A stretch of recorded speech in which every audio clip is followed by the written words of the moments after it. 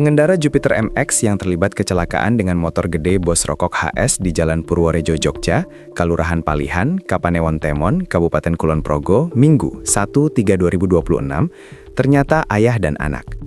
Ia bernama Abdullah alias Aap dan sang anak berinisial DN 10, seorang pelajar sekolah dasar SD. Akibat kejadian tersebut, Aap mengalami luka patah tulang terbuka di tungkai kanan bawah serta patah pergelangan tangan. Sementara DN mengalami luka berat dan patah kaki kanan.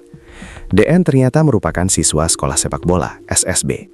Sebelum kecelakaan, DN dikenal sebagai atlet belia berprestasi yang sempat mencetak 2 gol dalam turnamen di Stadion Cangkring beberapa waktu lalu.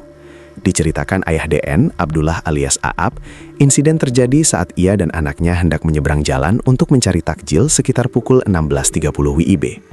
Benturan keras tersebut membuat DN terpental hingga masuk ke dalam sungai di pinggir jalan nasional. Aap menyebut kondisi tulang kaki putranya sampai keluar. Pas ditabrak itu, anak saya kelempar sampai ke kali. Deva tulangnya keluar di kanan. Sekarang masih dipantau dokter, kata Aap saat ditemui di bangsal Rumah Sakit Umum Daerah RSUD Wates, Senin 2/3/2026, dikutip kompas.com.